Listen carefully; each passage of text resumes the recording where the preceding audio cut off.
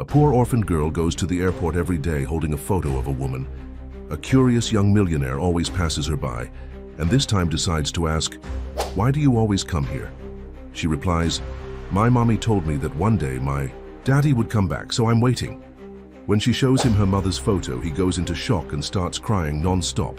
If this story interested you, subscribe to our channel, don't forget to like this video and tell us which city you're watching us from. We'll keep going. The bustling terminal of JFK International Airport pulsed with its usual chaotic rhythm. Travelers rushed past with their rolling suitcases, creating a symphony of wheels against polished floors. But amidst this perpetual motion, there was a constant. A small figure in an oversized red coat perched on the same metal bench every day after school. Sophie Martinez, age 7, sat with perfect posture, her tiny feet dangling above the floor. Her dark curls were neatly tied back with a ribbon that matched her coat, and her eyes, intelligent and searching, scanned the faces of arriving passengers with unwavering attention. In her small hands, she clutched a worn photograph, its edges softened from countless hours of handling. The airport staff had grown accustomed to her presence. Maria from the coffee cart would sometimes bring her hot chocolate, while security, Officer Thompson, made sure to wave hello during his rounds. They all knew her story, the little girl waiting for her father, who had gone away for work but promised to return. On this particular Tuesday afternoon, the terminal was especially busy due to weather delays on the East Coast. Business travelers in pressed suits moved through the space like determined atoms, their phones pressed to their ears, their attention divided between urgent calls and gate numbers. Among them was Alexander Chen, CEO of Tech Vision Enterprises, one of the country's leading technology companies. At 42, he carried success like a well-tailored suit, effortlessly, yet with the weight of countless sacrifices. His company was in the midst of a major expansion, which meant constant travel between offices and endless meetings with investors. He strode through the terminal.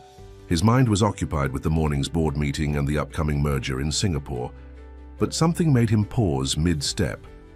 Perhaps it was the splash of red against the terminal's neutral palette, or maybe it was the stillness of the child amidst the chaos. Whatever it was, it caught his attention enough to break through his usual singular focus. Alexander had passed through this terminal dozens of times in the past months, and now that he thought about it, he realized he'd seen this same little girl before, always alone, always watching, always in that oversized red coat that seemed to swallow her small frame. Something about her solitary vigil nagged at him, like a thread pulling loose from an otherwise perfect garment. He checked his watch. His next meeting wasn't for 3 hours. For once, he had time to spare. Walking closer to the bench, he noticed more details. The scuffed Mary Jane shoes, the carefully packed lunchbox beside her, the way she held that photograph as if it were a precious treasure map. The scene struck him as both endearing and somehow wrong. No child should be spending their afternoons alone in an airport. "Hello there," he said, keeping his voice gentle as he approached. "I've seen you here before, haven't I?" Sophie looked up at him with eyes that seemed far too serious for her age. She didn't appear afraid or shy, just cautious in the way children sometimes are when they've been taught well about stranger danger, but also possess an innate ability to read people. "Yes, sir," she replied politely. "I come here every day after school." "Every day?" Alexander found himself sitting down on the other end of the bench. "That's quite a commitment for someone your age. Are you waiting for someone?" Sophie nodded, her small fingers tightening around the photograph she held. "My daddy. Mummy says he had to go work far away, but he's going to come back." She tilted her head, studying him with that same serious expression. "Do you work far away too? You look like the people who always rush past with their important bags." Her observation made Alexander smile despite himself. "I do work far away. Sometimes," he admitted. "I travel a lot for my job." "Like my daddy," Sophie said with certainty. Then, after a moment's consideration, she held out the photograph she'd been clutching. "This is him with my mommy. It was taken before he had to leave." Alexander reached for the photograph more out of politeness than genuine interest, but as his eyes fell on the image, the busy airport terminal seemed to fade away. His fingers went numb. The woman in the photograph, younger, smiling, caught in a moment of pure joy, was someone he knew, someone he had loved, someone he had left behind. Elena Rodriguez. The name hit him like a physical force, bringing with it a flood of memories he'd spent years trying to forget. The last time he'd seen her was 15 years ago, when he'd chosen his career over their relationship, accepting a position across the country that would eventually lead to his current success. He stared at the little girl beside him, really seeing her for the first time. The dark curls like Elena's, the determined set of her jaw, the way she held herself, but it was her eyes that made his heart stop. They were his eyes, looking back at him with an innocence he'd long lost. Alexander's hands trembled slightly as he handed the photograph back to Sophie. His mind was racing, calculating dates and possibilities, trying to make sense of what seemed increasingly impossible to ignore. 7 years old. The timing aligned perfectly with when he'd left Elena. "Your mother," he managed to say, keeping his voice steady despite the tornado of emotions inside him. "She works here at the airport." Sophie carefully tucked the photograph into the pocket of her red coat. "She works at the bookstore in Terminal B. She lets me wait here after school because she says it's safer than being home alone." She brightened. "Would you like to see my special spot? I can watch all the arriving flights from here, and sometimes the pilots wave at me." Before he could respond, a friendly voice called out, "Hey there, Sophie, hot chocolate time?" It was Maria from the coffee cart pushing her mobile station nearby. "Yes, please." Sophie's face lit up. She turned to Alexander. "Maria makes the best hot chocolate in the whole airport. She puts extra marshmallows in mine." Maria smiled warmly at the girl, then gave Alexander a curious but protective look. He recognized it as the gaze of someone who had appointed themselves as one of Sophie's unofficial guardians. "It's okay, Maria," Sophie assured her. "He's nice. He travels far away for work, just like my daddy." The words hit Alexander like another blow. He watched as Maria prepared Sophie's hot chocolate, adding, what indeed looked like extra marshmallows. The vendor's protective attitude told him that Sophie's presence here wasn't just tolerated. She had become part of the airport's daily fabric, her solitary waiting touching the hearts of everyone who encountered her. "How long have you been coming here?" he asked Sophie as she carefully sipped her hot chocolate. "Since I started first grade," she replied. "That's when Mommy said I was old enough to wait by myself. But I'm not really by myself. I have Maria and Officer Thompson and Miss Jenny from the gift shop." She paused, considering. "And now I have you too, right?" The simple question carried the weight of mountains. Alexander felt something shift inside him, a tectonic movement of priorities and possibilities. Here was this child, possibly his child, spending her afternoons waiting for a father who might never come, while he, the potential father, had spent years chasing success across the globe. "Yes," he heard himself say, "you have me too." Sophie beamed at him, and in her smile he saw Elena again, the way she used to smile at him before ambition and opportunity had drawn him away. He remembered their last conversation, the promises he'd made about returning, about building a future together, promises that had dissolved in the face of quarterly reports and shareholder meetings. "Tell me about your school," he said, partly to distract himself from the overwhelming rush of memories, and partly because he genuinely wanted to know. "What grade are you in now?" As Sophie launched into an enthusiastic description of her second grade class, her favorite teacher, Mrs. Thompson, and the science project she was working on about butterflies, Alexander found himself hanging on every word.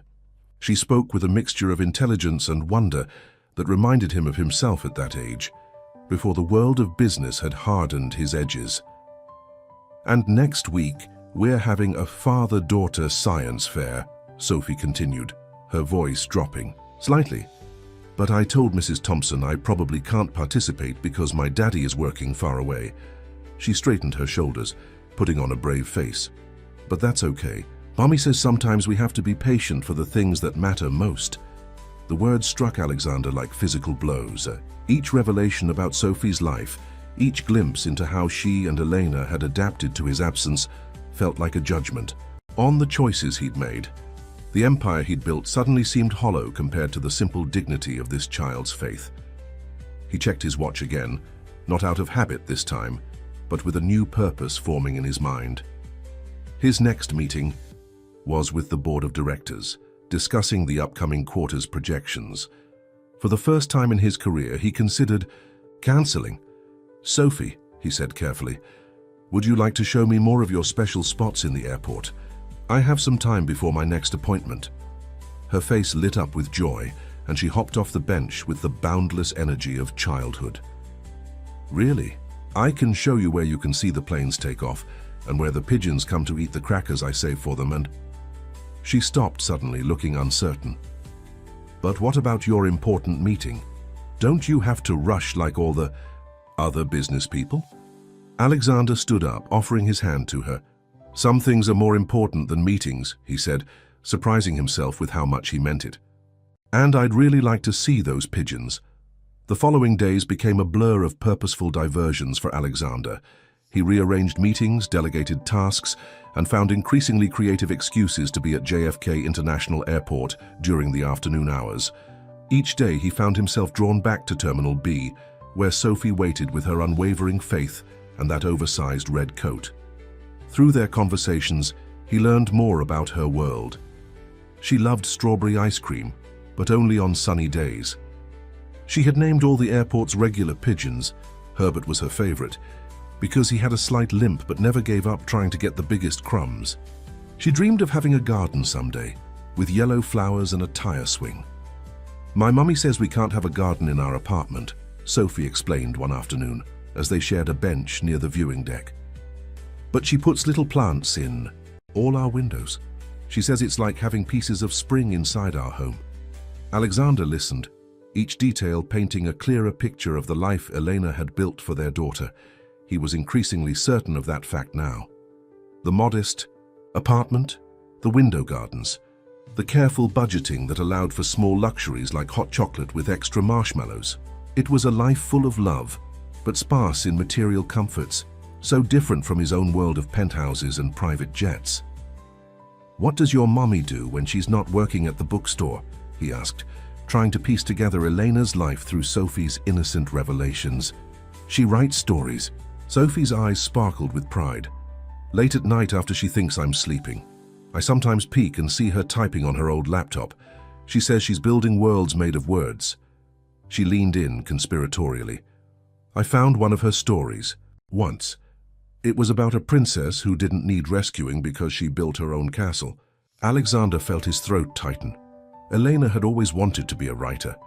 Back in college, she'd fill notebooks with stories and dreams, reading them to him late at night in their favorite coffee shop. He'd encouraged her then, believing in her talent. But when his career opportunity came, he'd assumed she would put her dreams aside to follow him. She hadn't, and he'd left anyway. Their afternoon routine expanded beyond the airport. Alexander began taking Sophie to a nearby park, always with the knowledge and watchful eyes of the airport staff who had become her surrogate family. He taught her how to make paper airplanes that could actually fly, using techniques he'd learned during his own childhood. "You're doing it wrong," Sophie giggled one day, watching his attempt at an elaborate design. "The wings need to be even, or it'll spin instead of fly, like this." She demonstrated with confident hands, creating a perfect aircraft that sailed through the air with graceful precision. "Where did you learn that?" he asked, amazed by her skill. "I figured it out by watching the real planes," she said simply. "If you watch something long enough, you can learn all its secrets." Her words hit him with unexpected force. How many secrets had he missed by always being in such a hurry? How many moments of discovery had he sacrificed in his relentless pursuit of success? One afternoon, as they walked back to the terminal, Sophie stopped suddenly.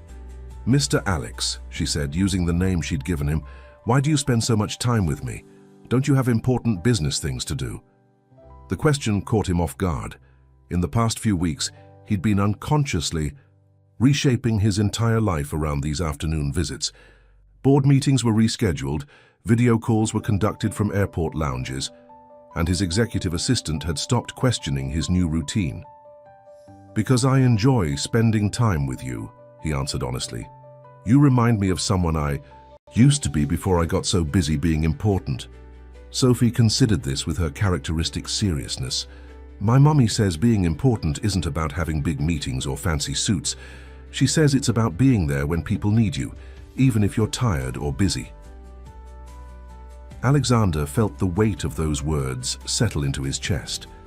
Elena's wisdom, filtered through their daughter's innocent perspective, cut through years of corporate philosophy. He thought about all the times he'd missed family events, cancelled personal commitments, and put relationships second to business opportunities. Your mommy is very wise, he managed to say. She is, Sophie agreed, but sometimes she's sad. When she thinks I'm not looking, she gets this face. She demonstrated by pulling her features into an exaggerated frown, especially when she looks at the photograph I carry. But then she always smiles again and says, we have to keep believing in good things. As they approached the bookstore where Elena worked, Alexander felt his heart rate increase. Through the glass storefront, he could see her arranging books on a display, her dark curls falling forward as she worked. She looked different from his memories, more mature with subtle lines around her eyes that spoke of both laughter and worry, but her movement still held the same grace that had captivated him 15 years ago. Elena felt someone watching her before she saw them. Looking up from the book display, her hands froze mid-motion as her eyes met Alexander's through the store window. For a moment, time seemed to stop, the busy airport fading into a distant hum around them. Then she saw Sophie standing beside him, and her expression shifted from shock to protective anger. She quickly made her way to the store entrance, her posture rigid with contained emotion. "Sophie, sweetheart," she called out, her voice steady despite her obvious tension. "It's time for your homework. Why don't you go to our usual table in the back?" Sophie looked between the two adults, sensing the sudden charge in the atmosphere. "But Mr. Alex and I were going to make more paper airplanes." "Maybe another time, dear. Please go start your homework." Elena's tone was gentle but firm. Once Sophie was out of earshot, Elena turned to Alexander, her voice low and controlled. "What do you think you're doing?" "Elena, I can explain." "Explain what?" "How you've been. Spending time with my daughter without my knowledge. How you suddenly decided to appear in our lives after 15 years of silence." Her words were sharp but quiet, mindful of their public setting. Alexander glanced at the store interior, where Sophie had settled at a small table pulling out her school books. "I didn't plan this. I saw her in the terminal, recognized you in the photograph she carries. I couldn't just walk away." "Like you did before?" Eleanor's laugh was bitter. "That's exactly what you did, Alexander. You walked away when things got complicated, when your career called. You chose your path." "I didn't know," he said, his voice rough with emotion. "About Sophie. Did you know when I left?" Elena's expression softened slightly, a flash of old pain crossing her features. "I found out 2 weeks after you left. I tried to contact you, but you'd already changed your numbers, moved offices. Your family said you'd asked them not to share your new contact information. After a while, I stopped trying." The revelation hit Alexander like a physical blow. He remembered that time, his single-minded focus on building his career, his deliberate cutting of ties to avoid any distractions.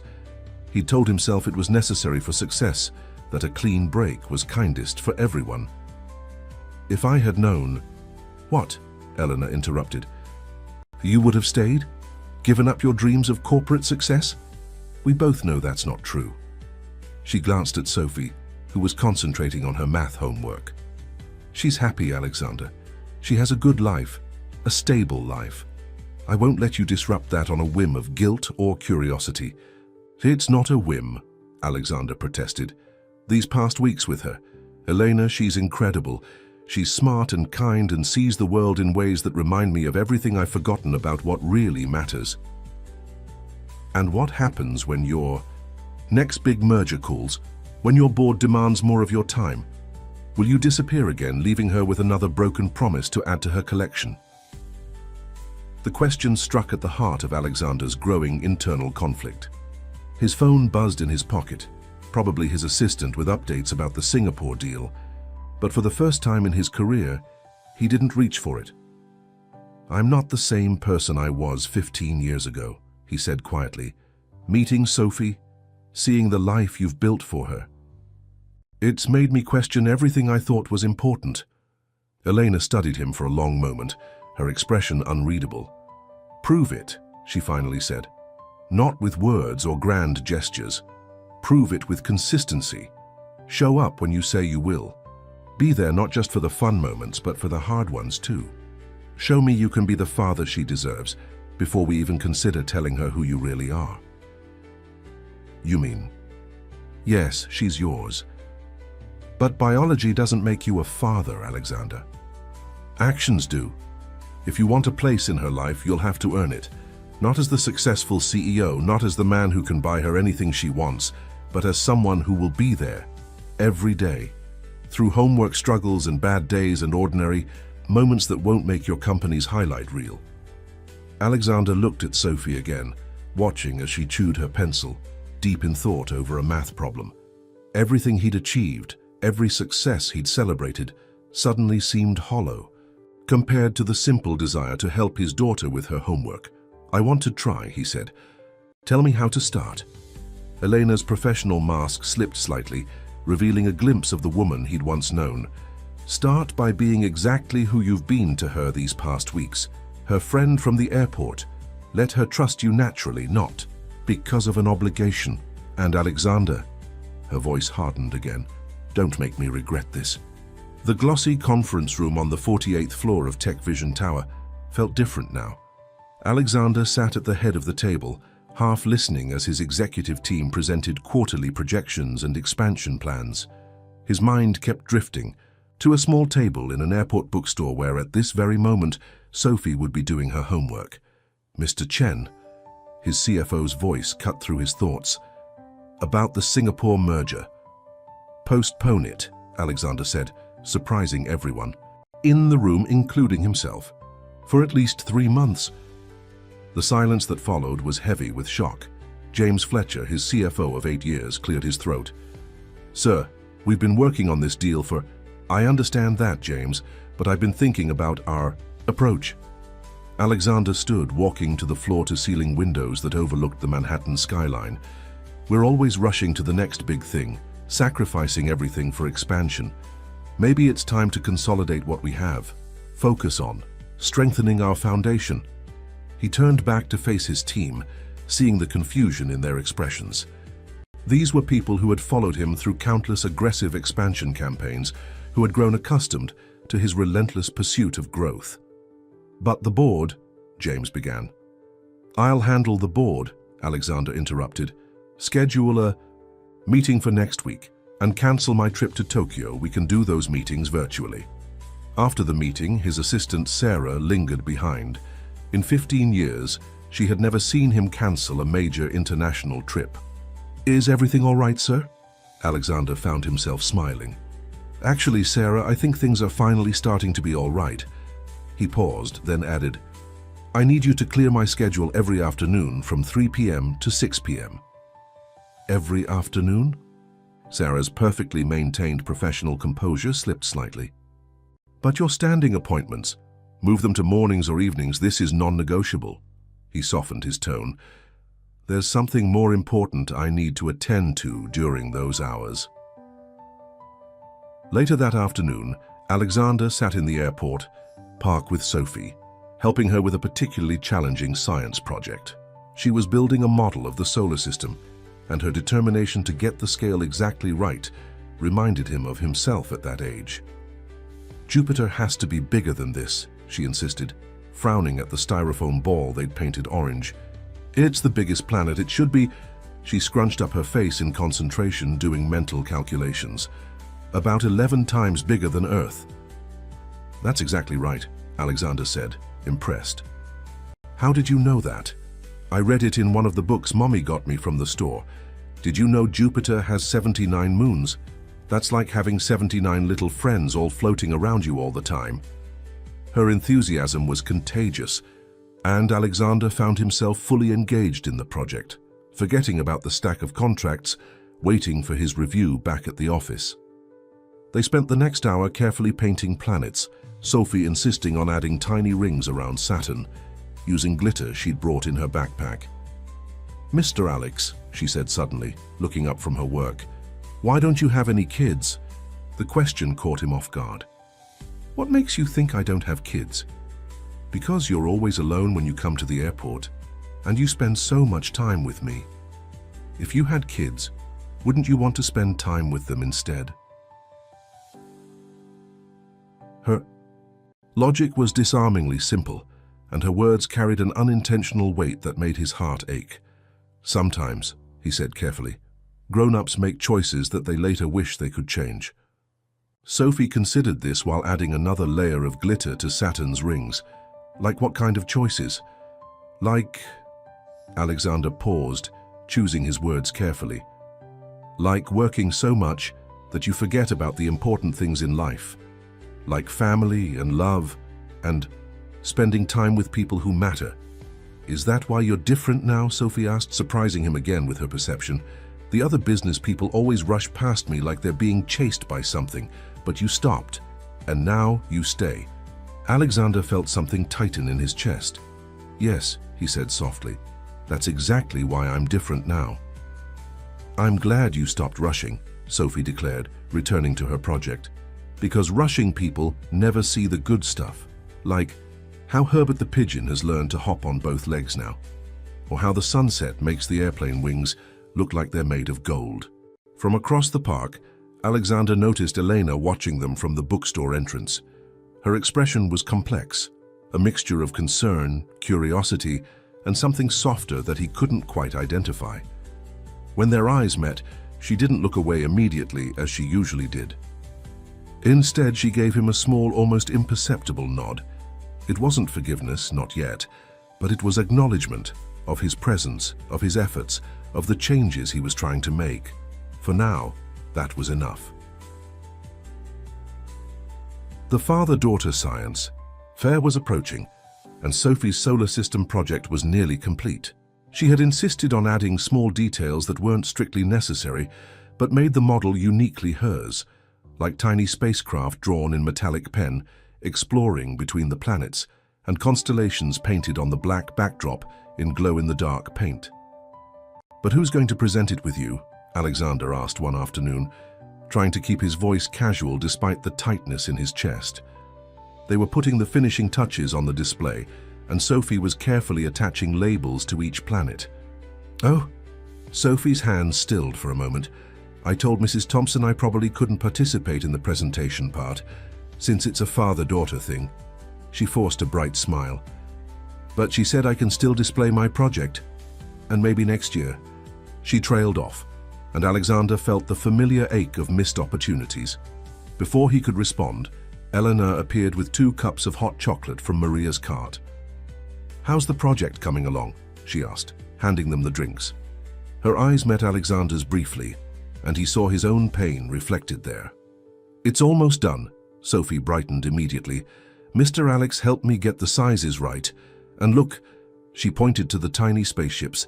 "He showed me how to make them look like they're really floating." Eleanor studied the model carefully, then looked at Alexander with an unreadable expression. "Sophie," she said finally, "what would you think about having Mr. Alex come to the science fair with you?" Sophie's eyes widened. "Really? But it's supposed to be for fathers." "Sometimes," Eleanor said softly, "family can be the people who choose to be there for us, who show up when we need them." She glanced at Alexander again. "If Mr. Alex is willing." "I'd be honored," Alexander said quickly, his heart racing.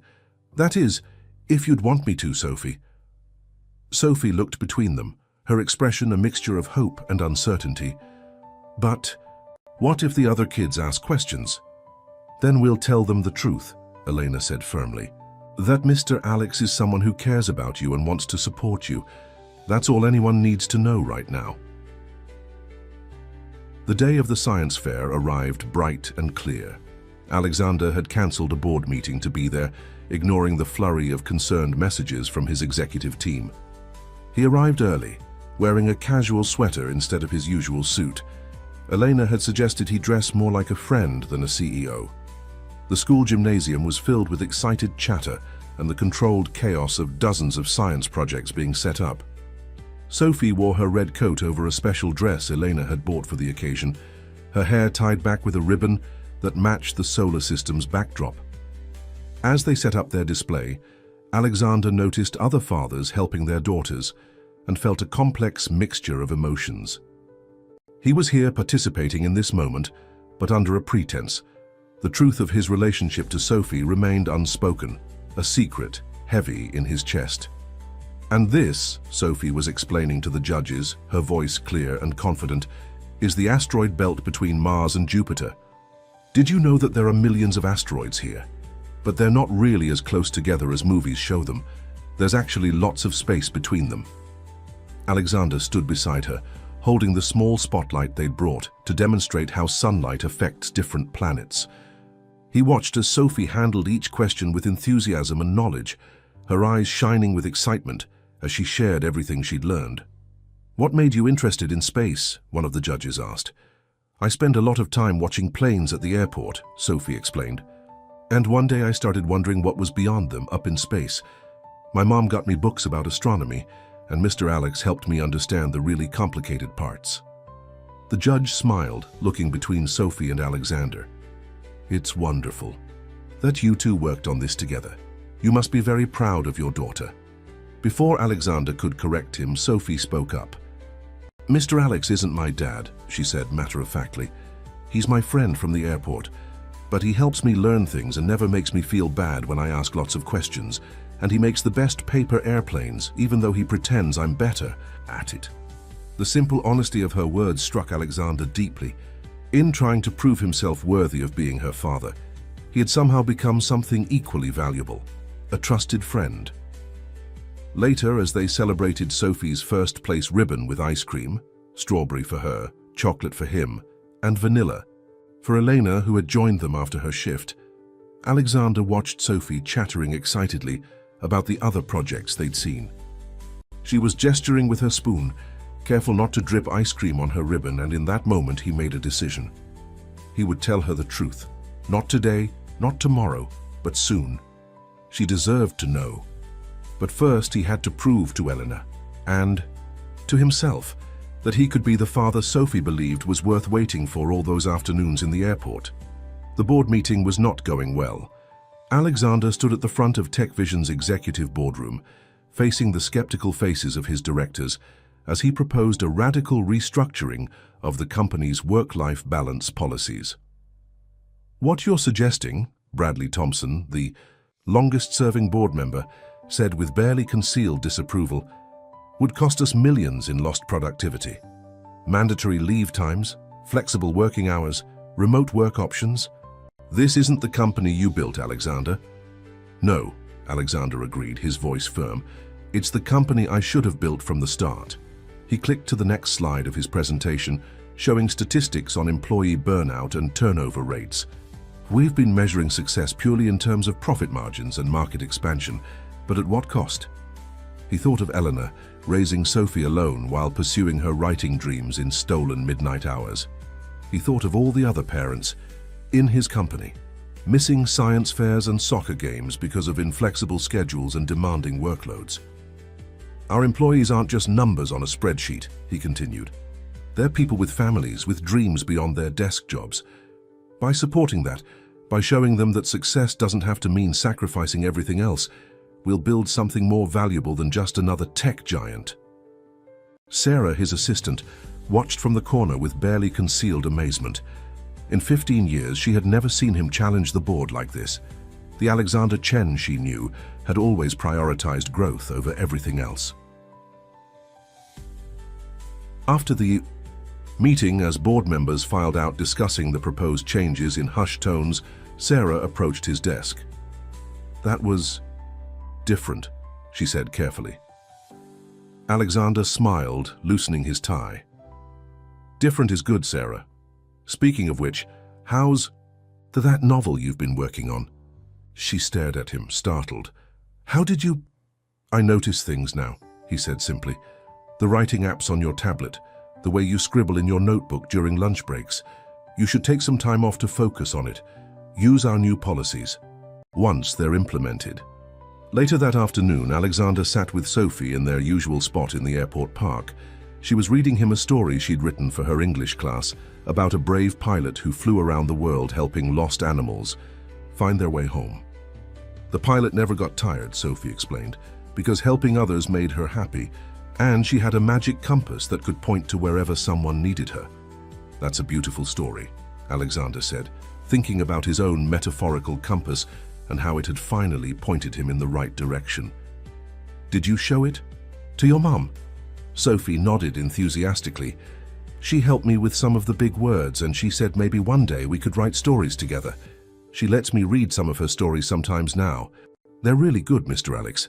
They're about people finding their way back home, just like my story. Alexander felt his heart constrict at the parallel.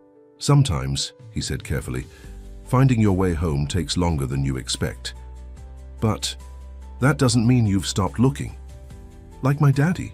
Sophie asked quietly, smoothing the edges of her paper. Mommy says he's still trying to find his way back. The weight of unspoken truth pressed against Alexander's chest. He looked across the park to where Elena was arranging books in the store window. She caught his eye and held his gaze for a moment longer than usual. Over the past weeks, their interactions had slowly shifted from tense tolerance to something approaching cautious trust. Elena had begun sharing small details about Sophie's life, her recent doctor's appointment, her struggle with multiplication tables, her growing collection of paper airplanes carefully stored in a shoebox under her bed. Your mommy is very wise, Alexander said, echoing words he'd spoken before but now understood more deeply, and very brave. She says being brave doesn't mean you're not scared, Sophie replied, wise beyond her years. It means you do what's right even when you are scared. The conversation shifted as Sophie spotted Herbert the pigeon making his way toward them. Look, his leg is almost completely better now, and he's brought friends. Indeed, several pigeons had gathered nearby, drawn by the breadcrumbs Sophie always saved from her lunch.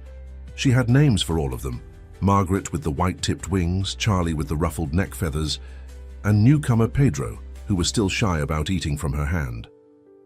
As they fed the birds, Alexander noticed Sophie's red coat was getting too small for her growing frame. The sleeves barely reached her wrists now, and the buttons strained slightly when she moved. The sight made his heart ache. She was growing, changing, and he was finally here to witness it. Sophie, he said suddenly, would you and your mom like to visit the Natural History Museum this weekend? They have a new space exhibition, I think. You'd enjoy. Sophie's eyes lit up, but then dimmed slightly. I'd have to ask Mommy. She works on weekends sometimes, writing her stories for the big publishing company. Alexander knew this. He'd discovered that Elena had recently started freelancing for a publishing house, editing manuscripts in addition to her bookstore job and her own writing. The knowledge of her determination, of all she'd accomplished, while he'd been chasing his own success, filled him with equal parts admiration and regret. Well, why don't we ask her together? He suggested, standing up and offering his hand. Sometimes the scariest part is just asking the question. The Natural History Museum loomed before them, its grand architecture casting long shadows in the morning sun. Sophie bounced excitedly. Between Alexander and Elena, her new blue coat, a surprise from her mother, matching the clear autumn sky. Can we see the dinosaurs first? She asked, then immediately changed her mind. No, the space exhibition. No, wait, both. Can we see both? Elena laughed, a sound that made Alexander's heart skip. It had been years since he'd heard that laugh, and its genuineness suggested she was finally letting her guard down, at least a little. We have all day, she assured Sophie. We can see everything you want to see. The space exhibition was a marvel of interactive displays and immersive experiences. Sophie moved from exhibit to exhibit with boundless enthusiasm, her scientific knowledge impressive as she explained various space phenomena to other children who gathered around her. And this, she announced to her impromptu audience, is the James Webb Space Telescope. It can see things so far away that the light from them started traveling before there were any people on Earth. She turned to Alexander.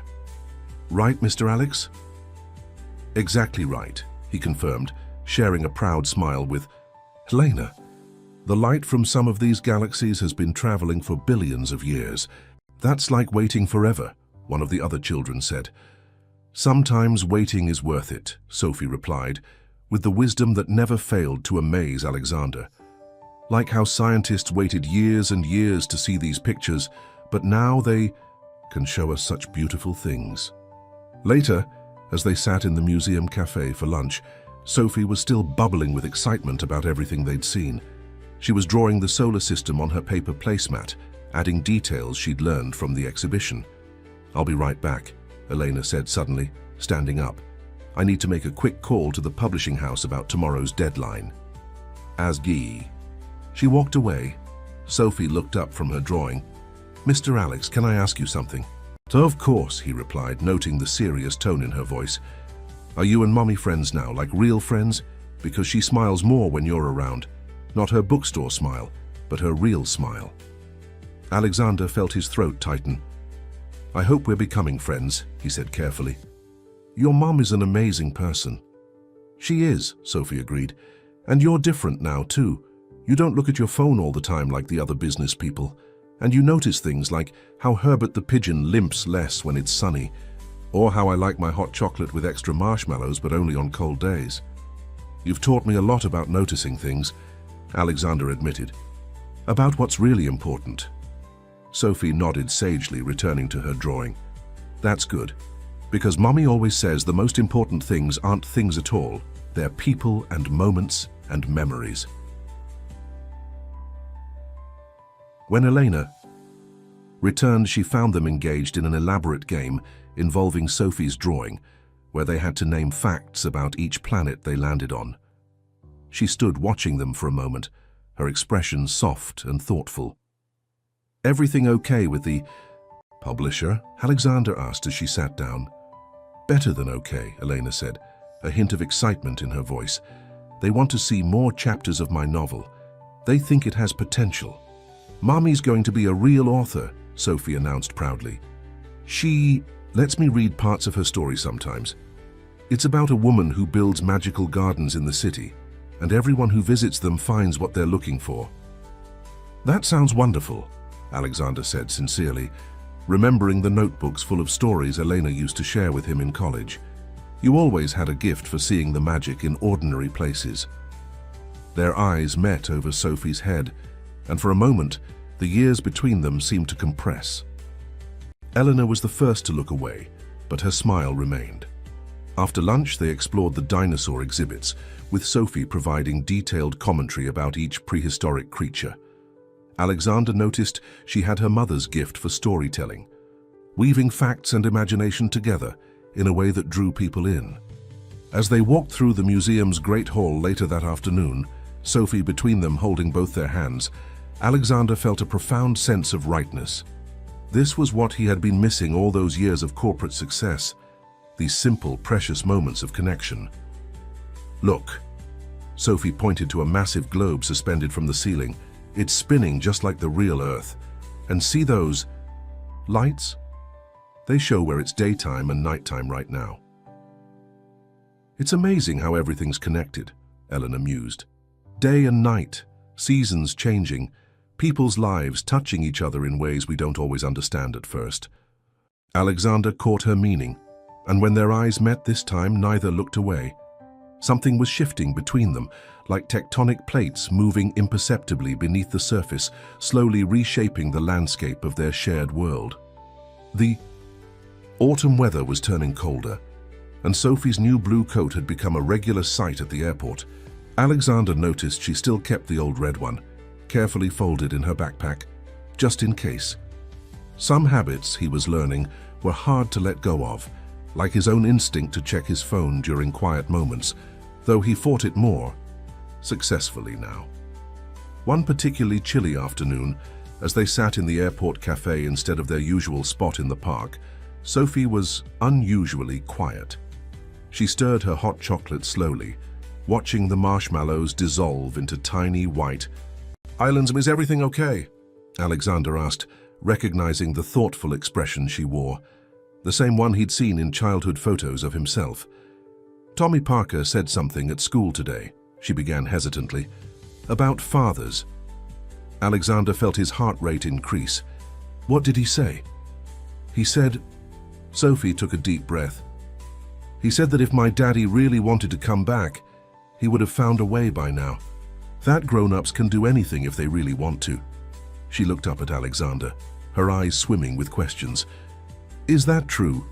Can grown-ups really do anything they want? Alexander set down his coffee cup carefully, buying time to compose his thoughts. Tommy Parker doesn't understand everything about being a grown-up, he said finally. Sometimes grown-ups make mistakes, big mistakes, and fixing them isn't as simple as just wanting to. But if someone makes a mistake, Sophie pressed, and they're really, really sorry, shouldn't they try to fix it anyway, even if it's hard? The wisdom in her question struck him deeply.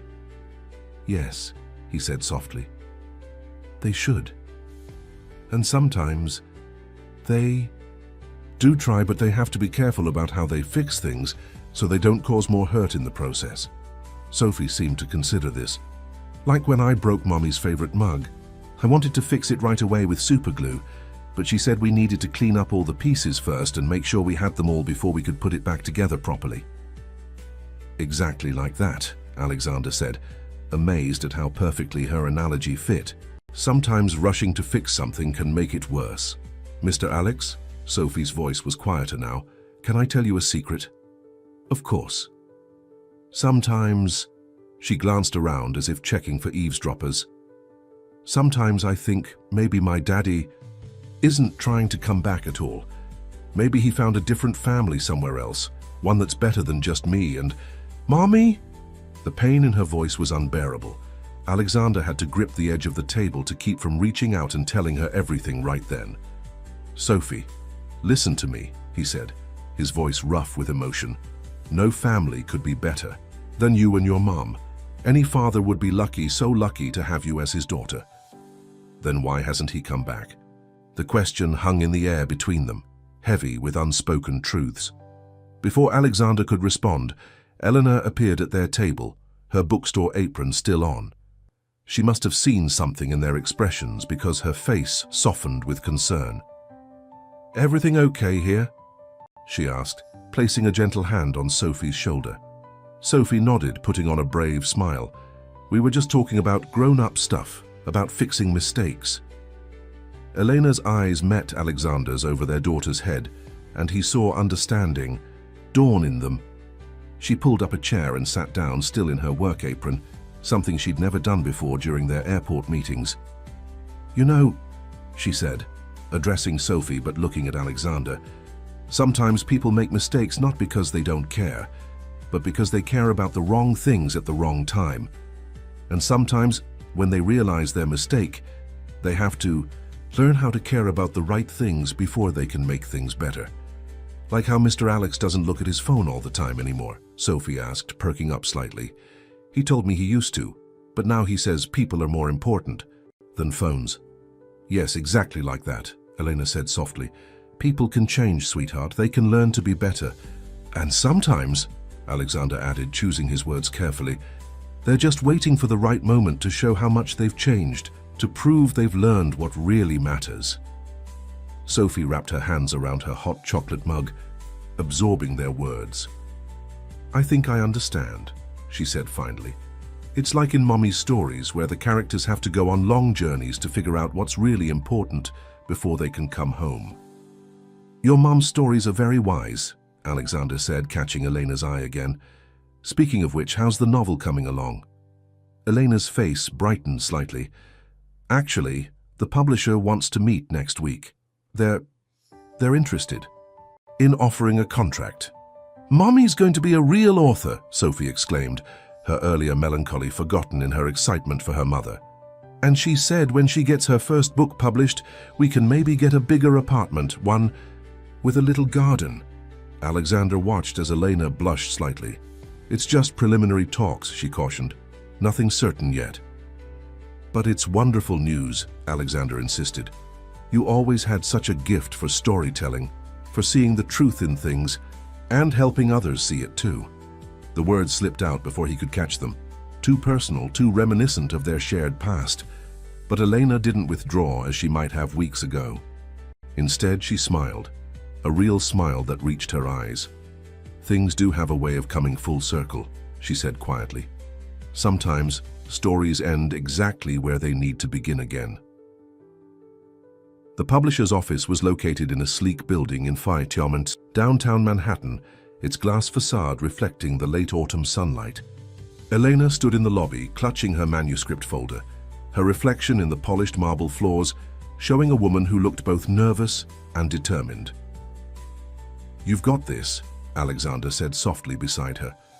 When she'd mentioned having to take time off work for the meeting, he'd offered to drive her, knowing the subway would be crowded during rush hour. To his surprise, she'd accepted. "What if they don't like it?" she whispered, smoothing her dress for the 100th time. "What if I'm not ready?" "Elena," Alexander turned to face her fully, "you've been ready for this since college, since those late nights in the coffee shop when you'd read your stories to anyone who would listen. The only difference is now the whole world gets to hear them too." She looked at him then, really looked at him, and he saw a flash of the girl he'd known 15 years ago, the one who dreamed big dreams and believed in the magic of words. "You remember those nights?" "I remember everything," he said simply. "I was just too blind to appreciate them at the time." The elevator dinged, breaking the moment. "Sophie's at school?" he asked, though he knew the answer. "Yes, and Maria promised to meet her at our usual spot with hot chocolate. She's so excited about the meeting, she told her whole class her mum was going to be a famous author like J.K. Rowling." Eleanor laughed softly. "She believes in you," Alexander said. "We all do." 2 hours later, they sat in a small cafe near the publishing house, Elena still in a daze from the meeting. "They want to publish it," she kept saying, as if speaking the words might make them more real. "They actually want to publish my book." "Of course they do," Alexander said, pushing a celebratory piece of chocolate cake toward her. "It's a beautiful story, Elena. A story about finding your way home, about second chances and new beginnings. How could they not want to publish it? I never thought." She trailed off, then looked at him curiously. "How did you know what it was about? I never told you the plot." Alexander smiled. "Sophie tells me about the parts you let her read. About the woman who builds magical gardens in the city, helping people find what they're looking for. She says it's her favorite story because it's about believing in magic, even when things seem impossible." Eleanor's eyes softened. "She's so much like you sometimes," she said quietly. "The way she sees connections in things, the way she never gives up on what she believes in. I used to worry about that, but now," she paused, considering her words carefully, "now I think maybe it's not such a bad thing." "Elena," Alexander began, his heart racing, "I think it's time we—" "I know," she interrupted gently. "I've been thinking about it too. The way she looks at you, the questions she's starting to ask. She deserves to know the truth. Are you sure? Are we ready?" Elena took a deep breath. "You've proven yourself, Alexander. Not with grand gestures or expensive gifts, but with time and patience and genuine care. You've shown up every day, just like I asked. You've put her first, changed your whole life around to be there for her. And most importantly, you've given her a chance to know you, the real you, not just the successful CEO or the absent father, but the person you've become."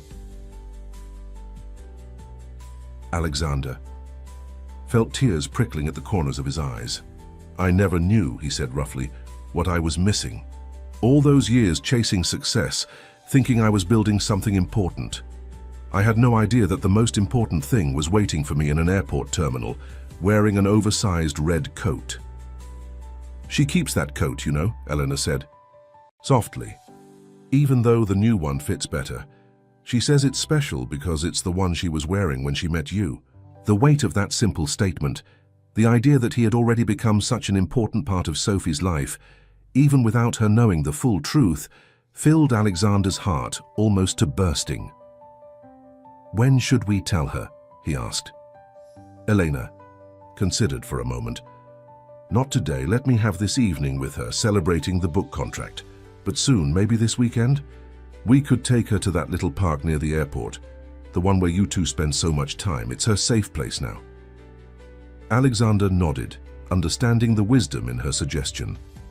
The park had become their special place, filled with memories of paper airplanes and pigeon feeding and conversations about the universe.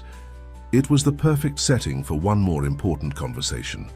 This weekend then, he agreed, but Elena, thank you for giving me this chance, for letting me earn my way back into your lives. She reached across the table and, for the first time in 15 years, took his hand. Thank you for proving me right about second chances. The weekend arrived with unexpected warmth for late autumn, as if nature itself was conspiring to make the day perfect.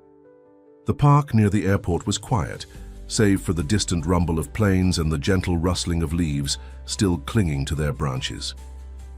Sophie sat between Eleanor and Alexander on their usual bench, happily tossing breadcrumbs to Herbert and his feathered friends. She wore her new blue coat, but as always, the red one was carefully folded in her backpack. Herbert's walking almost normally now, she observed proudly. Remember when we first started feeding him, Mr. Alex? He could barely hop over to get the bread. I remember, Alexander said softly. He just needed someone to believe in him, to give him time to heal. Elena caught his eye over Sophie's head, giving him a small nod.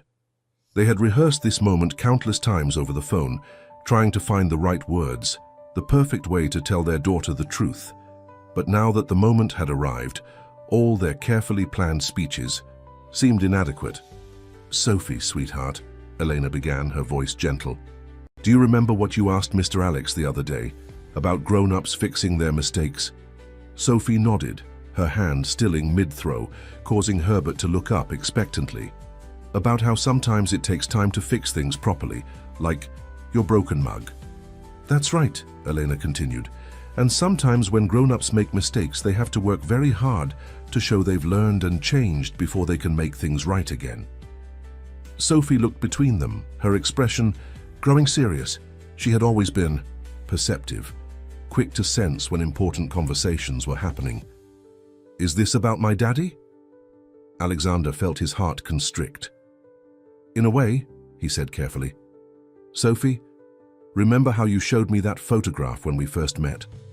The one you carry with you.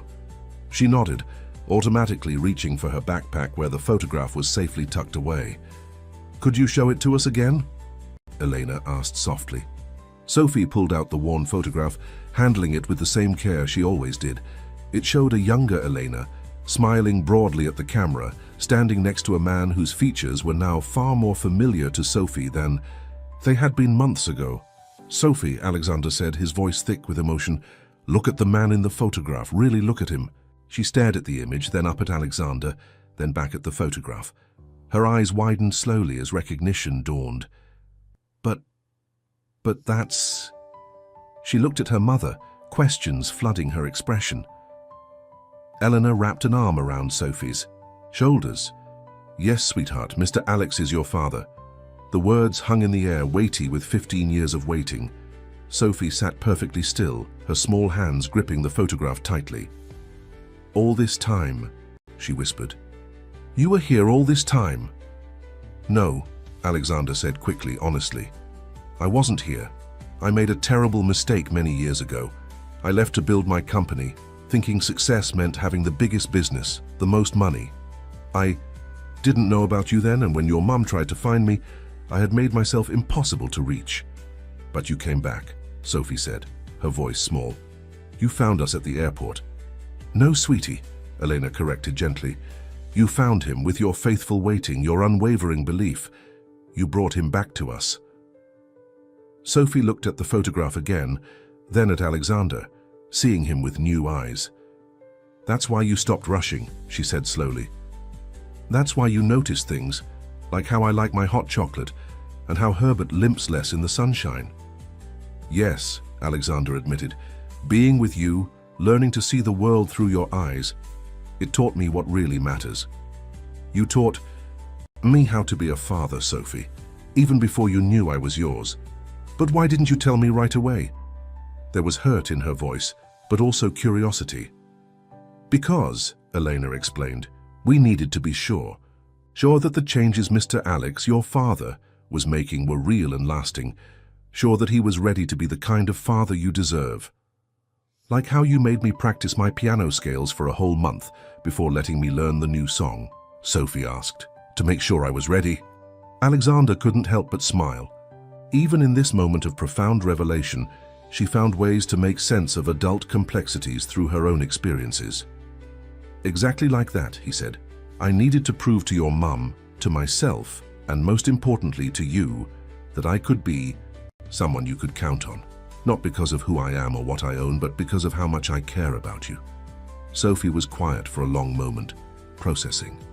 Herbert the pigeon hopped closer, perhaps sensing the importance of the moment, or maybe just hoping for more breadcrumbs. Can I? She hesitated, then gathered her courage. Can I call you Dad? Alexander felt tears spill down his cheeks, not caring who saw them. Nothing in the world would make me happier. Sophie looked at her mother, who was also crying, though she smiled through her tears. Then, with the simple directness of childhood, she wrapped her arms around Alexander's neck and hugged him tightly. I knew you'd find your way back, she whispered. I just didn't know you were already here. The days following the revelation took on a dreamlike quality. Sophie insisted on carrying both the old photograph and a new one, a selfie taken in the park right after their conversation, showing all three of them with tear-stained smiles and hope-filled eyes. At the airport terminal, where Sophie still liked to spend her afternoons despite no longer needing to wait, the regular staff noticed the change immediately. Maria from the coffee cart was the first to comment, her eyes twinkling as she brought their usual hot chocolates. So, she said, smiling at Sophie, I see you finally found what you were waiting for. Sophie beamed, proudly holding Alexander's hand. He was here all along. He's my dad, Maria, can you believe it? Somehow, pequeña, Maria said softly, looking between Alexander and Sophie with knowing eyes. I'm not surprised at all. Sometimes the best things in life are right in front of us, just waiting to be recognized. The transition wasn't without its awkward moments. Sophie would sometimes catch herself calling him Mr. Alex before switching to Dad, and occasionally she'd grow quiet, overwhelmed by the adjustment. But these moments were handled with patience and understanding from both Alexander and Elena. One afternoon, as they sat in the bookstore after closing time, Sophie organizing her growing collection of space books, while Elena and Alexander talked quietly, she suddenly asked, Does this mean I don't have to wait in the airport anymore? Elena and Alexander exchanged glances. You don't have to, Elena said gently. Your father is here now. But I like it there, Sophie insisted. It's where our family came together. And Herbert still needs his breadcrumbs, and Maria makes the best hot chocolate, and... She paused, looking uncertain. Is it silly to want to keep waiting even though what I was waiting for already came true? Alexander moved to sit beside her on the floor. It's not silly at all. That place is special to all of us now. We don't have to wait there anymore, but we can still make it part of our story. Maybe instead of waiting, it can be where we meet every day, where we share our adventures and dreams. Sophie considered this, then nodded. Like a family tradition. Exactly. Elena joined them on the floor, creating a small circle among the bookshelves. And speaking of traditions, I was thinking, now that the book contract is signed, maybe we could look for that apartment with a garden we talked about. Sophie's eyes widened. Really? A real garden? Well, Elena glanced at Alexander. Your father and I have been talking. There's a house for sale not far from here. It has a backyard where we could plant flowers, maybe set up that tire swing you've always wanted. And it has room for a dog, Alexander added, watching Sophie's face light up even more. If you'd like that. A dog? Sophie could barely contain her excitement. Like in the stories about the pilot helping lost animals find their home. Just like that, Eleanor smiled. But Sophie, you understand this means changes, right? Big changes. Are you ready for that? Sophie looked between her parents, her expression suddenly serious. Is it okay if I'm a little scared, even though I'm also happy? Of course it is, Alexander assured her. Remember what your mom always says about being brave? That it doesn't mean you're not scared, Sophie recited. It means doing what's right even when you are scared. She straightened her shoulders. And this feels right, doesn't it? All of us together. Elena reached out and took Alexander's hand, completing their circle. Yes, sweetheart, this feels exactly right. Then I'm ready, Sophie declared. But can we still come to the airport sometimes? To see Herbert and Maria and remember how we became a family? Always, Alexander promised. Some places become part of who we are. They're where our most important stories begin. Sophie smiled, then reached into her backpack and pulled out the old red coat. Maybe we can keep this here in the bookstore, so we never forget about waiting and believing and finding our way back home. Elena wiped away a tear. That's a beautiful idea, sweetheart. We can display it right here next to the children's books about hope and family and never giving up. They sat together among the books, planning their new life. A plane roared overhead. Not a sound of goodbye anymore, but a reminder of how their story had begun. Through the bookstore window, they could see the airport terminal where a little girl in a red coat had once waited patiently, believing in the power of love and second chances. Dad? Sophie said, testing the word that still felt new but increasingly right on her tongue. Yes, sweetheart? Thank you for learning how to stop and notice things. Thank you for finding your way back. Alexander pulled his daughter close, reaching for Elena's hand at the same time. Thank you for waiting, he whispered. Thank you for helping me remember what really matters.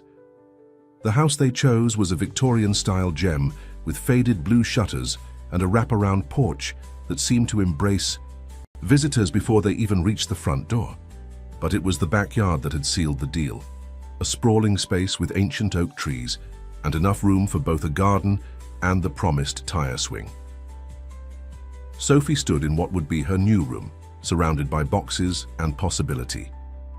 The walls were still bare, waiting for her space posters and the solar system model she'd made with Alexander.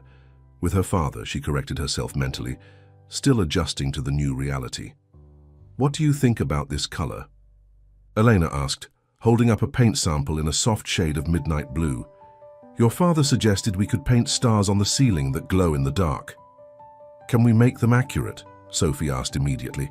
Like, put the real constellations in the right places? I think that's a wonderful idea, came Alexander's voice from the doorway. He held several more paint samples and a stack of astronomy books. We could even add the planets in their current positions. But they move, Sophie pointed out, so we'd have to pick a specific date for them to be in the right place. What about the day we told you the truth? Elena suggested softly.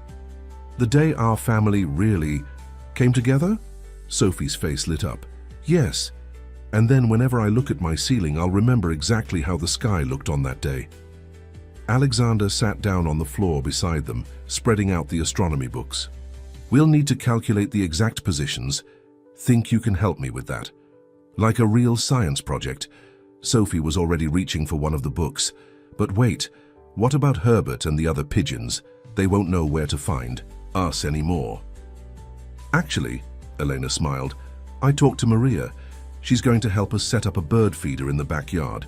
We can create a new spot for Herbert and his friends. And we can still visit them at the airport, Alexander added quickly, seeing Sophie's concern. That place will always be special to us. Speaking of special places, Elena said, pulling out a familiar piece of red fabric from one of the boxes. I think I know the perfect spot for this. She held up Sophie's old red coat, now carefully cleaned and preserved. Together, they walked to the living room, where a large bay window overlooked the front garden. Elena had already set up some of her books on built-in shelves, creating a cozy reading nook. What if we display it here? She suggested, where we can see it every day and remember our story. Sophie touched the coat's sleeve gently. Could we put the photographs next to it? The old one and the new one. I have something even better, Alexander said, disappearing briefly to his car. He returned with a beautifully crafted shadow box frame. I thought we could create a memory display. The coat, the photos, maybe some of those paper airplanes you've saved, and ticket stubs from the museum. Sophie added excitedly. And a picture of Herbert, and maybe some of Mum's writing about gardens and coming home. Elena watched them plan the display together, noting how naturally they had fallen into a father-daughter rhythm. Alexander no longer checked his phone compulsively, and Sophie had stopped glancing at the door whenever he left a room, as if afraid he might not return. Later that afternoon, as Sophie organized her books by subject, space first, then animals, then everything else, Alexander and Elena sat on the porch, watching the sunset paint the sky in shades of promise. She asked me something interesting today, Elena said quietly. She wanted to know if it was okay to be happy about us being together, but also a little sad about leaving our old apartment. Alexander nodded thoughtfully. What did you tell her? I told her that change is like that sometimes, exciting and scary all at once, that it's okay to hold on to pieces of our old life while building something new. Is that why you suggested keeping her coat on display? Partly, Elena admitted, but also because I think it's important to remember where we came from, how we found our way here. Alexander reached for her hand, a gesture that was becoming more natural with each passing day. I've been thinking about that a lot lately. About paths and choices and second chances. Having doubts? Elena asked, but her tone was curious rather than accusatory. The opposite, actually. For the first time in my life, I'm absolutely certain about my priorities. He paused, watching a plane trace its way across the darkening sky. The board asked me to reconsider the Singapore merger. And? I told them no. Firmly. Finally, no. I'm delegating more, restructuring the company to run without my constant presence. I've missed too much already. I won't miss any more. Elena squeezed his hand. Sophie will be happy to hear that. She's been worried about you having to travel. I know. She tries to hide it, but I see how she watches the planes now. Not with hope like before, but with concern. He turned to face Elena fully. I want her to look at planes and see possibility again, not potential goodbyes. From inside the house came the sound of Sophie's laughter, followed by the thud of what was probably another box of books being opened. The sound wrapped around them like a warm blanket, a promise of more laughter to come. We're really doing this, Elena said softly. Building a new life, all three of us. Are you scared? Alexander asked, echoing their daughter's earlier question. Elena smiled, the same smile that had captured his heart in college, terrified and completely, utterly happy. The first night in their new home brought unexpected challenges. Sophie, exhausted from a day of unpacking and exploring, couldn't sleep in her new room. The shadows were different, the sounds unfamiliar, and even the stars they'd carefully painted on her ceiling seemed strange in the darkness. Dad, she called out softly, testing the word that still felt new on her tongue. Could you tell me a story? Alexander, who had been helping Elena organize her writing space downstairs, appeared in the doorway. What kind of story would you like? One about being brave in new places, Sophie said, making room for him to sit on her bed. Like how Herbert had to be brave when his wing was hurt and he had to learn to walk differently. Alexander settled beside her, noting how she clutched her old astronomy book like a security blanket. Did I ever tell you about my first day of school in a new city? Sophie shook her head, curling closer. I was about your age, and everything felt strange and a little scary. The buildings were taller, the streets were busier, and none of the stars looked quite right from my window. Because you were seeing them from a different place, Sophie asked, her scientific mind engaging despite her tiredness. Exactly. But then my teacher taught me something amazing. She showed me that no matter where you are, some stars stay constant. The North Star, for instance, always points the same way. Like a compass, Sophie murmured, remembering their conversations about navigation. Just like that. And she told me that changes are like that too. Some things might look different, but the important things, like family and love and courage, they stay constant no matter where you are. From the doorway came Elena's voice. That's beautiful. Mind if I join this story session? Sophie brightened, patting the other side of her bed. Soon they were all huddled together, a family constellation forming its own pattern in the universe, of Sophie's new room. "Mom," Sophie said suddenly, "could you tell us a story from your book? The one about the magical gardens?" Elena smiled. "Actually, I've been working on a new chapter. Would you like to hear it?" Both Sophie and Alexander nodded eagerly. Elena pulled out her notebook, a new one, leather-bound, a gift from Alexander, to celebrate her book contract. "In this chapter," she began, "the garden maker discovers something special. She realizes that sometimes the most magical gardens grow not from seeds we plant, but from wishes we thought were lost. Like wildflowers pushing through concrete, hope finds a way to bloom in unexpected places." Sophie's eyes were getting heavy, but she fought sleep to ask, "Is that like how our family grew? From wishes we thought were lost?" Eleanor met Alexander's gaze over their daughter's head. "Yes, sweetheart, exactly like that." As Sophie finally drifted off to sleep, Alexander and Eleanor quietly made their way downstairs. The house was still in chaos. Boxes everywhere, furniture waiting to find its proper place, walls waiting for personal touches. But somehow it already felt like home. "She's handling it all remarkably well," Eleanor said, settling onto the window seat that would soon become her writing spot. "The move, the changes, having you here." "She's strong," Alexander replied. "Like her mother." Eleanor smiled. "And adaptable like her father, when he chooses to be." They sat in comfortable silence for a moment, listening to the quiet sounds of their new home settling around them. Through the window, they could see the outline of what would become Sophie's garden, currently just a patch of earth full of possibility. "I ordered some supplies today," Alexander said, "for the garden." Sophie mentioned wanting to plant flowers that attract butterflies. "Always thinking ahead," Eleanor teased, but her eyes were warm. "Just like in business." "Better," he corrected. "In business, I was always thinking about the next deal, the next expansion. Now I'm thinking about Sophie's face when she sees her first butterfly visit her garden. About the stories you'll write in this window seat. About building something that truly lasts." "Speaking of building," Eleanor hesitated, then continued, "Sophie's teacher called today. They're having a career day next week. Parents coming in to talk about their jobs." Alexander straightened. "Do you think she'd want me to?" She specifically asked if her dad could come. Not Mr. Alex from the airport, but her dad. The simple statement carried the weight of their daughter's acceptance, her embrace of their new reality. Alexander felt tears prick at his corners of his eyes. "What should I talk about?" he wondered aloud. "The technology industry seems so impersonal."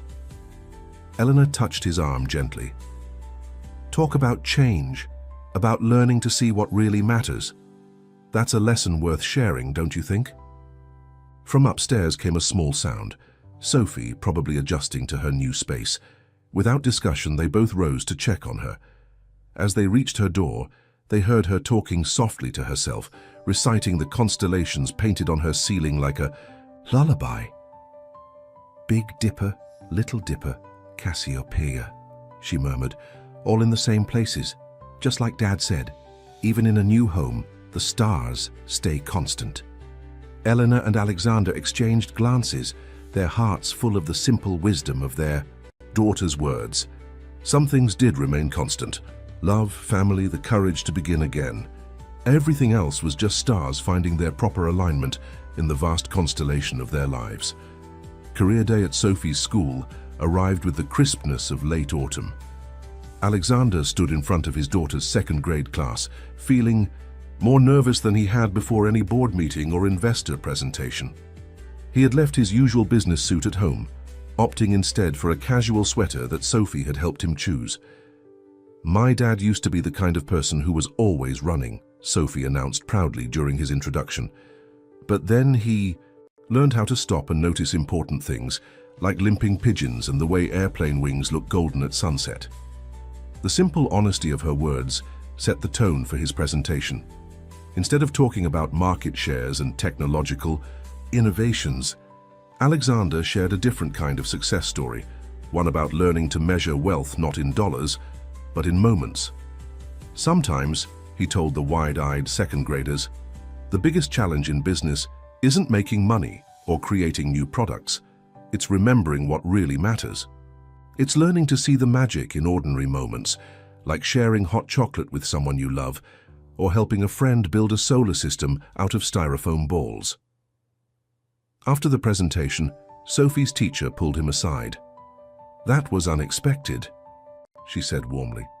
"When we heard the CEO of TechVision was coming, we thought we'd hear about computers and corporate success."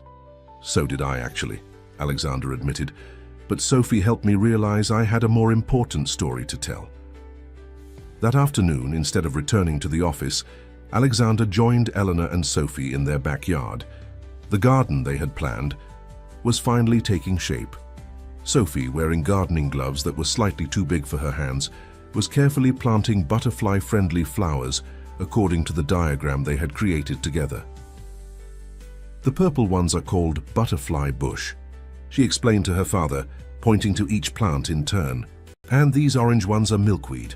They're especially good for monarch butterflies. Did you know monarchs can remember gardens they've visited, even after flying thousands of miles? Like how we remembered our way back to each other?"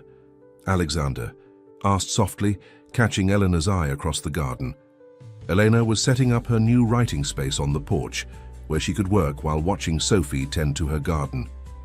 Her publisher had loved the latest chapters of her novel, particularly the new scenes about a family learning to bloom together in unexpected places. "Mom," Sophie called out, "can you read us what you wrote today? The part about the magical garden?" Eleanor brought her notebook to the garden, settling onto the grass beside them. The three of them sat together among the newly planted flowers, Sophie still holding her trowel, Alexander with soil on his knees from helping dig holes for the plants.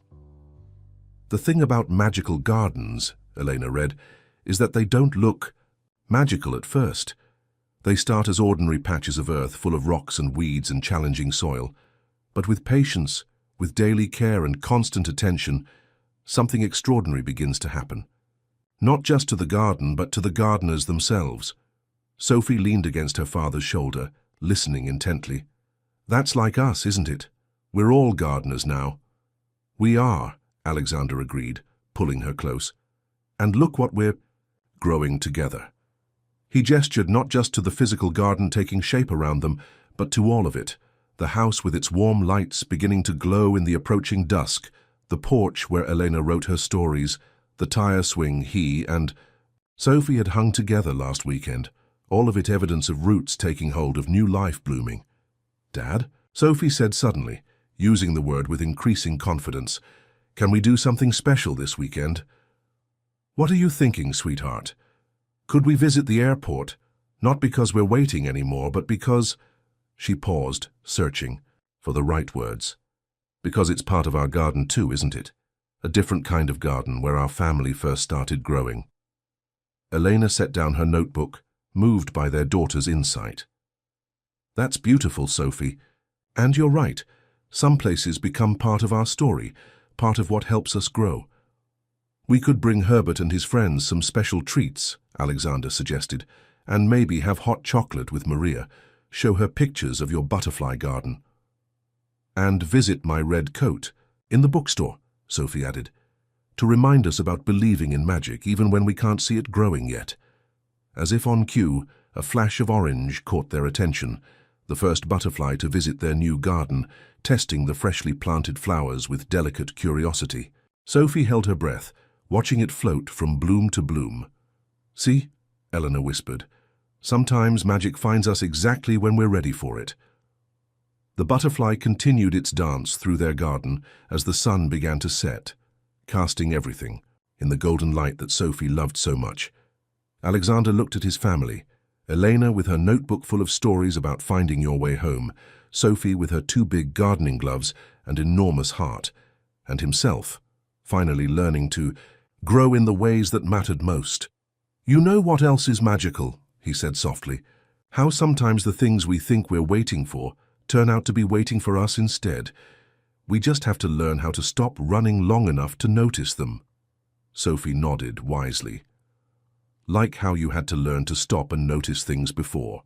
You could become my dad?" "Exactly like that," Alexander agreed, his heart full.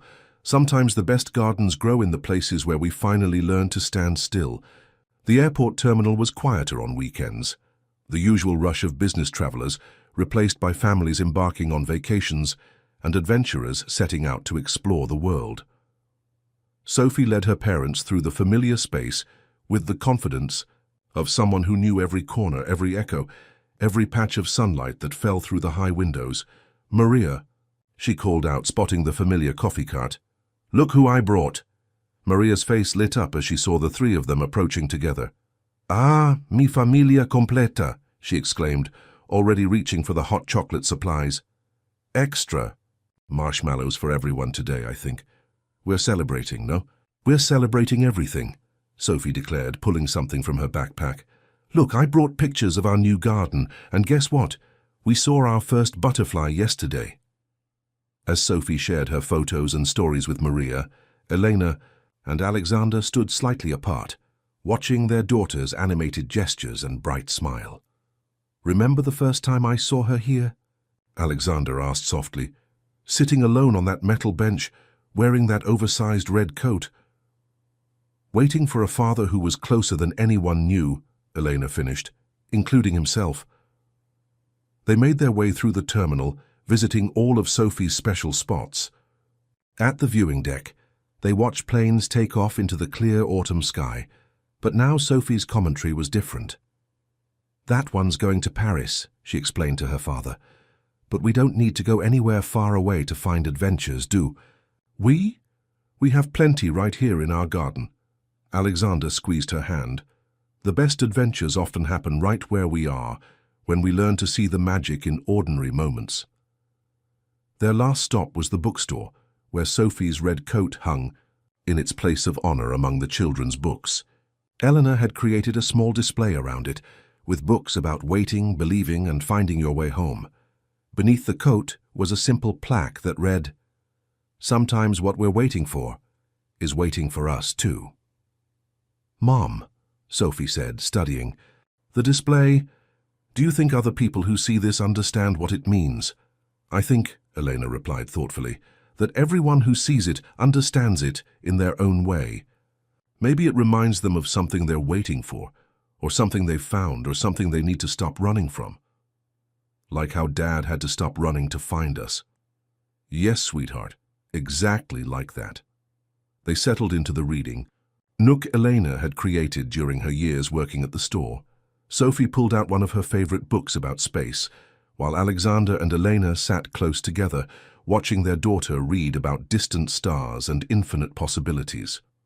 "I've been thinking," Alexander said quietly, so only Elena could hear, "about that house next door to ours, the one that's coming up for sale." Elena looked at him curiously. "What about it? What if we turned it into a community center, a place where children could go after school, like Sophie used to come here? We could have a library, a garden." He paused, gathering his thoughts. "A place where waiting doesn't have to mean being alone." Elena's eyes softened with understanding. "A place where stories can begin." "Exactly. We could call it the Red Coat Center, or something similar. Create a space where magic can grow, just like in your book." Before Elena could respond, Sophie looked up from her book. "Did you know," she said, her voice filled with wonder, "that some stars are actually two stars orbiting each other? They look like one star from Earth, but they're really two stars dancing together through space. Binary stars," Alexander nodded. "They're connected by gravity, always moving in relation to each other." "Like families," Sophie declared. "We look like separate people, but we're really all connected, moving together." She closed her book, looking thoughtful. "That's why I don't mind that we don't wait here anymore, because now we're all moving together, like binary stars." Elena wiped away a tear, touched by their daughter's perspective. "That's beautiful, Sophie. And you're right. We're not waiting anymore, we're dancing together." "Speaking of dancing," Alexander said, checking his watch, "we should head home if we want to plant those new flowers before sunset. Herbert and his friends will be waiting for their treats at the park tomorrow." As they prepared to leave, Sophie paused by her coat one last time. She reached out and touched its sleeve gently, then turned to her parents with a smile that held all the wisdom of her 7 years. "You know what I think?" she said. I think sometimes the best kind of magic isn't finding what you're waiting for. It's discovering that what you needed was there all along, just waiting for you to learn how to see it. Alexander and Elena exchanged glances, their hearts full of the simple truth in their daughter's words. Together they walked out of the terminal into the golden afternoon light, no longer separated by time or distance or misunderstandings, but united like binary stars, dancing their way home. Spring arrived with a burst of color in Sophie's butterfly garden. The flowers they had planted in autumn were now blooming, creating a tapestry of purples, oranges, and yellows. But the most significant transformation wasn't in the garden itself, it was in the space next door. The Red Coat Center was taking shape, transformed from a neglected property into a beacon of hope. Alexander had worked with local architects to design a space that felt both welcoming and magical, with large windows that let in natural light and cozy reading nooks reminiscent of Elena's bookstore. Sophie had been deeply involved in the planning, insisting on details that she knew would matter to other children. We need comfortable chairs by the windows, she'd explained, so kids can watch the planes and dream about their own stories. On the day of the center's opening, Sophie stood proudly beside her parents, wearing a new dress that matched the spring flowers in her garden. The red coat hung in a special display case in the center's entrance, accompanied by Elena's published novel, a story about magical gardens and finding your way home that had become a surprise bestseller. "Ready?" Alexander asked, holding the scissors for the ribbon-cutting ceremony. Sophie shook her head. "Wait, I want to say something first." She turned to face the gathered crowd, airport staff who had watched her grow up, families from the neighborhood, and even some of her classmates and their parents. "This place is special," she began, her voice clear and confident, "because it's about believing in magic even when you can't see it yet, like how flowers grow. From tiny seeds and butterflies come from caterpillars, and families find each other, even when they think they're lost." Elena squeezed Alexander's hand as their daughter continued. "My mom always says that the best stories are the ones that help us believe in possibilities. And my dad taught me that sometimes you have to stop running to see the magic that's right in front of you. This place is for everyone who's waiting for their own magic to grow." Maria, who had closed her coffee cart to attend the ceremony, wiped tears from her eyes. Herbert the pigeon and his flock watched from their new feeding station in the center's garden, which Sophie had insisted on including in the design. "And you know what else?" Sophie added, her eyes bright with excitement. "Every kid who comes here gets their own journal, like the one my mom uses for her stories, because everyone has magic inside them, waiting to grow into something beautiful." The crowd applauded, moved by the wisdom in her words.